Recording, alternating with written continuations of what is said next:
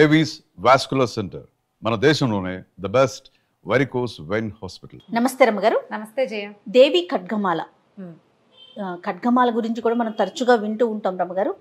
నిత్యం పఠనం చేస్తే మంచిదని చెప్తూ ఉంటారు కదా, అసలు ఎలా చదువుకోవాలి, దీని యొక్క విశిష్టత ఏంటండి? ఖడ్గమాల చాలా ప్రత్యేకమైంది, చాలా పవర్ఫుల్, చాలా విశేషమైంది. ఒకసారి చేస్తేనే అత్యద్భుతమైన ఫలితాన్ని ఇస్తుందని చెప్తారు. దాంతోపాటుగా ఇది కామ్యంగా చేసుకోవచ్చు, ఏదైనా ఒక ప్రత్యేక కోరికని పెట్టుకుని చేసుకోవచ్చు అని. అయితే ఖడ్గమాల అంటే మామూలుగా చూడు, ఖడ్గం అంటే ఏమిటి? కత్తి. చాకు కాదు, కత్తి. బాకు కూడా కాదు, చంద్రహాసం పొడుగాటిది ఖడ్గము అంటే. వరలో పెట్టుకుని తీసేది. అవును. ఖడ్గం ఒకటి ఉంది నీ దగ్గర, నువ్వు చీకట్లో ఎవ్వరూ తోడలేకుండా ఆ కత్తి పుచ్చుకుని వెళ్తుంటే నీకు ధైర్యంగా ఉంటుంది. అవును. అమ్మో ఎవరన్నా దొంగడ మన దగ్గర కత్తి ఉందిగా అనిపిస్తుంది. అదొక ధైర్యం. ఒక జంతువు ఎదురొస్తుంది, కత్తుంది. మనిషి ఎదురొస్తాడు, కత్తుంది. ఎవరు రారు, తోడు కత్తి, అంతే. ఖడ్గం ఉంటే అలా ఉంటుంది. ఖడ్గము అంటే సింగిల్, ఖడ్గమాల అంటే ఖడ్గాల దండ, కత్తుల దండ. కత్తుల దండ. ఆ కత్తుల దండ అండగా ఉన్నవాడి పరిస్థితి ఏమిటి? బ్రహ్మాండం కదా, సైన్యం ఉన్నట్టు. కత్తుల దండ ఉందంటే వాడి దగ్గర సైన్యం ఉంది. అట్లా పనిచేస్తుంది ఈ స్తోత్రం. మనం లలిత సహస్రనామాలు చదువుకుంటాం, అలాగే త్రిశతి చదివే కుటుంబాలు కూడా కొన్నింటే కొంతమంది అలవాటుగా చదువుతారు. నాకు అలవాటు ఉంది, చెప్పే కదా. అవును. ఈ ఖడ్గమాలని ప్రత్యేక పరిస్థితుల్లోనే వాడమన్నట్టుగా చెప్తారు. కత్తి రోజు పదును పెట్టి రోజు ఏదో చెయ్యవు నువ్వు. అవును. ఎవరు చేస్తారు కత్తితోటి నిరంతరము పని? ఎవరైనా క్షత్రియుడు, రోజువారీ రాజోచిత విద్యలు నేర్చుకునేవాడు, ప్రాక్టీస్ ఉండాలి. కాబట్టి మనలాంటి సామాన్యులు ఏం చేయాలి? దాన్ని పైన పెట్టి చూసుకుంటుండాలి, అవసరమైనప్పుడు తీయాలి, అంతే. ఇది ఒక కామన్ రూల్గా పెట్టుకోండి. నిత్యము అనుసంధానం చేసుకుని రోజుకొక్కసారి చదువుకోవచ్చు. అలవాటుగా అమ్మవారి స్తోత్రాలు చదువుకునే వాళ్ళు ఖడ్గమాల కూడా చదువుకోవచ్చు. ఓకే. విశిష్టత ఏంటి చెప్తారు. ఇంతకీ ఈ ఖడ్గమాలలో ఏముందంటే, ఖడ్గమాలని సాక్షాత్తు శ్రీ విద్యగా చెప్తారు. అది శ్రీచక్రం. శ్రీ విద్య అంటే అమ్మవారిని ఆరాధించే విద్య. సమయాచారం అంటే పూర్తిగా అమ్మని సాత్విక ధోరణిలో ఆరాధించే విధానంలో ఈ శ్రీచక్రాన్ని ఆరాధన చేస్తాం. ఈ శ్రీచక్రాలు రెండు రకాలుగా కనపడతాయి మనకి. ఒకటేమో ఇట్లా మేరు ప్రస్తారం, పైకి ఉన్నట్టు. అవునవును. ఆవరణలు ఉండి ఇట్లా పైకి కొసతేలు ఉండేది. ఇంకొకటి భూప్రస్తారం, ఇట్లా పిండితో కానీ కుంకుమతో కానీ రాగి రేకు మీద, బంగారు రేకు మీద లిఖించబడి ఉండేది. ఆవరణలన్నీ త్రికోణాలు, చతుష్కోణాలు, అన్ని కోణాలు, తర్వాత ఏమో దళాలు, ఇవన్నీ ఇలా నేల మీద లేదా ఏదైనా ఒక దీని మీద వేయబడి ఉండేది భూప్రస్తారం. ఈ రెండిట్లలో ఈ శ్రీచక్ర అర్చనే అమ్మని ఆరాధించే అసలైన విధానం అని చెప్తారు.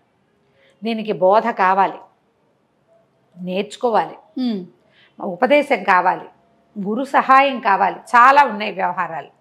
అయితే ఇందులో ఈ శ్రీచక్రంలో 9 ఆవరణలు ఉంటాయని చెప్తారు. ఆవరణలు ఉన్నాయి అందులో. దేవి నవావరణ పూజ అని ఒక విశేషమైన విధానంలో అమ్మవారిని అర్చిస్తారు.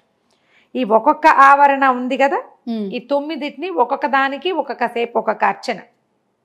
ఇది మనం కొన్ని చోట్ల దేవాలయాల్లో కనపడుతుంది. నవావరణ పూజ అని మన బెజవాడ దుర్గగుడిలో కానీ అమ్మవార్ల ఆలయాల్లో నవావరణ పూజా విధికి మనం డబ్బులు కట్టి పూజ చేసుకోవచ్చు.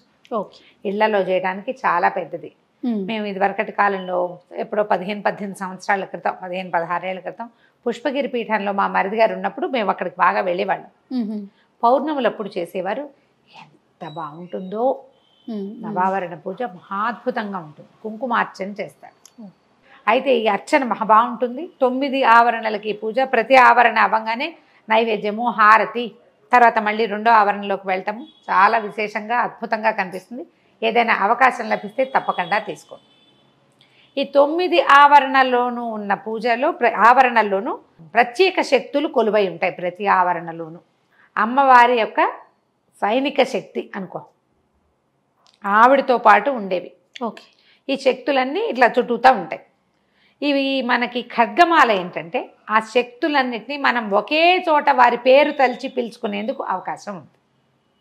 నవావరణ చేస్తే ఎలాంటి ఫలితం లభిస్తుందో ఖడ్గమాల చదివితే అలాంటి ఫలితం లభిస్తుంది. అద్భుతం కదా. అయితే ఇప్పుడు దాంట్లో మన మామూలుగా మనం ఒక స్తోత్రం ఏదైనా చదువుకున్నాం అనుకో, విష్ణు సహస్రనామం చదువుతామా, అందులో ఫలశ్రుతి ఉంటుంది, ఉత్తరపీఠిక. ఈ స్తోత్రం చదివిన వాళ్ళకి పిల్లలకి రోగాలతో ముచ్చితే రోగాత్ బద్ధో ముచేత బంధనాత్ అని చెప్తారు. ప్రతివాడికంటే రోగంతో ఉన్నవాడికి రోగం పోతుంది, బంధనాల నుంచి విడిపడతాడు, డబ్బులు కావాల్సిన వాడికి డబ్బులు, సంతానార్థికి సంతానము, ఆరోగ్యం కావాల్సిన వాడికి రోగికి ఆరోగ్యము అన్నీ లభిస్తాయని ఫలశ్రుతి మనకి కనపడుతుంది. అది చదువుతూ ఉంటాం, మనం అందరం చదువుతాం కదా. అవునండి. మనం లలిత సహస్రంలో పెద్దగా ఫలశ్రుతులు ఎవరు చదవరు, మొత్తం అమ్మవారి నామాలే చదువుతారు. అవే 180 పైన ఉన్నాయి శ్లోకాలు. ఈ మన ఖడ్గమాలలో ఒక ప్రత్యేకమైన ఫలశ్రుతి కనిపిస్తుంది. దీన్ని గనక, ఈ ఖడ్గమాలని గనక చదివిన వాళ్ళకి అష్టాదశ మహాద్వీప సామ్రాజ్యానికి భోక్త అవుతాడు వాడు. 18 ద్వీపాలతో కలిసి ఉన్నటువంటి మహాసామ్రాజ్య భోక్తగా అవుతాడు. అక్కడి నుంచి వీడికి ఎన్ని రకాల సమస్యలు తీరిపోతాయో, అంటే ఏ సమస్యల్లో ఉన్నవాళ్ళు ఇది చదవాలో ఫలశ్రుతిలో వివరంగా చెప్పబడింది. ఎన్ని రకాల విశేషాలు చెప్తారు. ఫలశ్రుతే అట్లా స్టార్ట్ అవుతుంది. ఏషా విద్య మహాసిద్ధిదాయిని స్మృతి మాత్రత. స్మృతి ఒకసారి తలుచుకుంటేనే మనకు వచ్చేస్తుంది.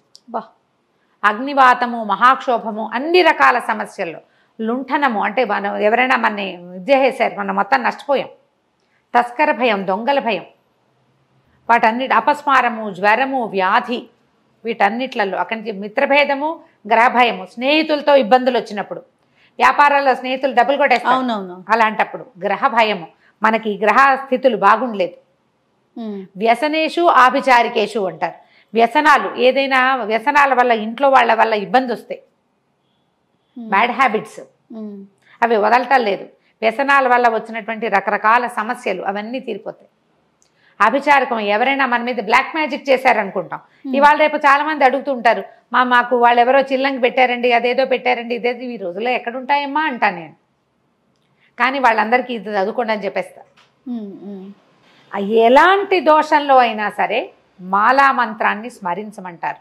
అమ్మవారి పరివార శక్తులు ఆమె యొక్క ఆ 9 ఆవరణల్లోనూ 9 ఆవరణలు దాటి మనం లోపలికి వెళ్తే శ్రీచక్ర బిందు మధ్యగతగా ఉంటుంది, అమ్మవారి మధ్యలో ఉంటుంది.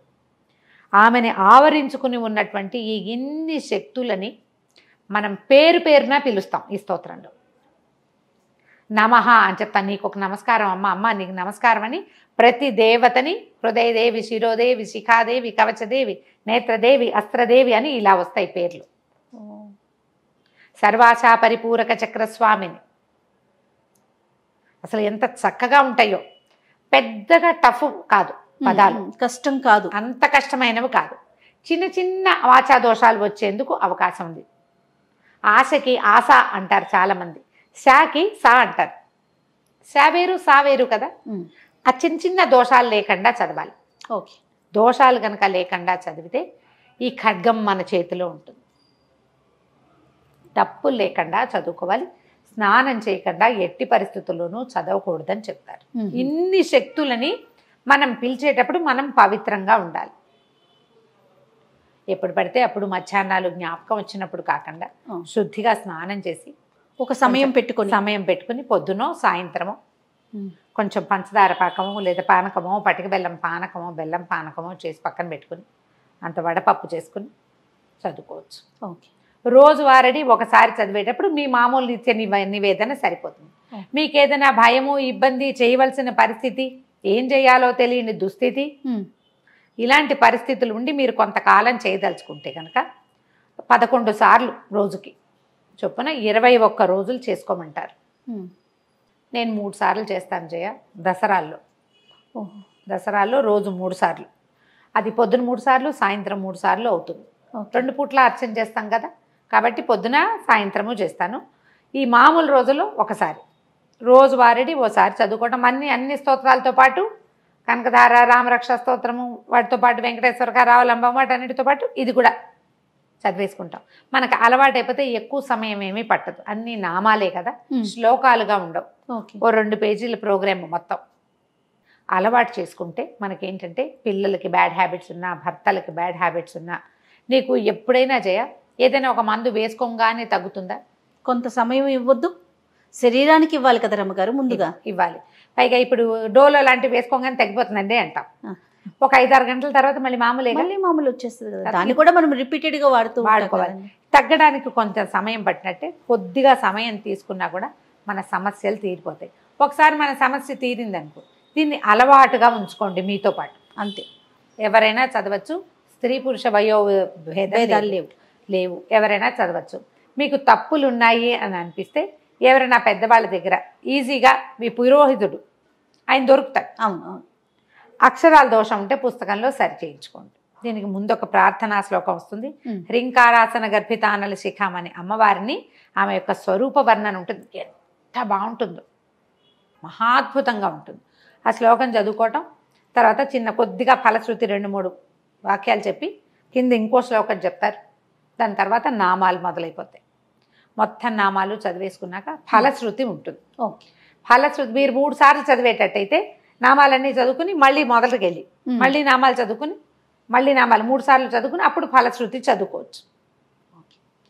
మొదటిది అంటే ప్రార్థనా శ్లోకాలు, ఫలశ్రుతి 1 టైము, మధ్యలో ఉన్న నామాలు 3 టైమ్స్. ఇలా చదువుకోండి. ఇది చాలా ఉపయోగపడేది. ఇప్పుడు అన్నీ ఉపయోగపడేవే చేయ, ఒక్కొక్కళ్ళకి ఒక్కొక్క సూట్ అవుతుంది. ఇది కరెక్ట్. ఒకటి తర్వాత ఒక్కొక్కళ్ళ మనసు ఒక్కొక్క విషయంలో రంజిల్లుతుంది, పట్టుకుంటుంది, ఆకట్టుకుంటుంది. అది మన ఆకట్టేస్తుంది, మనం పట్టుకుంటాం, ఎక్కువ ఆసక్తిగా ఉంటుంది. అవునండి. కానీ ఇవి పెద్ద పెద్ద ప్రమాదాల నుంచి కూడా ఇది మనని రక్షిస్తుంది. అలవాటుగా చేసుకోవాలి. అప్పుడు వచ్చినప్పుడు కాకుండా అనుసంధానం చేసి ఉంచుకోండి. అంతే కదా. ఆడపిల్లలకి నేర్పించండి. శుద్ధిగా ఉన్నప్పుడు మాత్రం చదువుకోవాలి. ఈ నియమాన్ని మాత్రం ఉంచుకుంటే అద్భుతమైన ఫలితాలు ఇస్తుంది. అమ్మవారి యొక్క ఖడ్గమాల ఆమె మనతో ఉన్నట్టే. బా, ఆ పరివార శక్తులన్నీ మన వెనకాల నుంచున్నట్టే. అంతకు మించి ఇంకేం కావాలి? ఇంకేం కావాలి? ఒకళ్ళు వస్తే చాలుగా తోడు మనకి. అంతే, ఒక్కళ్ళు తోడు ఉంటే చాలు. కరెక్ట్. మనిషి అన్నవాడు ఒకడు ఉంటే చాలు. దైవం ఇంతమంది, ఇన్ని దేవతా స్వరూపాలు మనతోటి ఉంటే ఇక మనకు అడ్డేముంది? అద్భుతంగా ఉంటుంది. ప్రయత్నం చేసి చూడండి, నేర్చుకోండి ముందు. తప్పకుండా అండి. నమస్తే. నమస్తే జయ.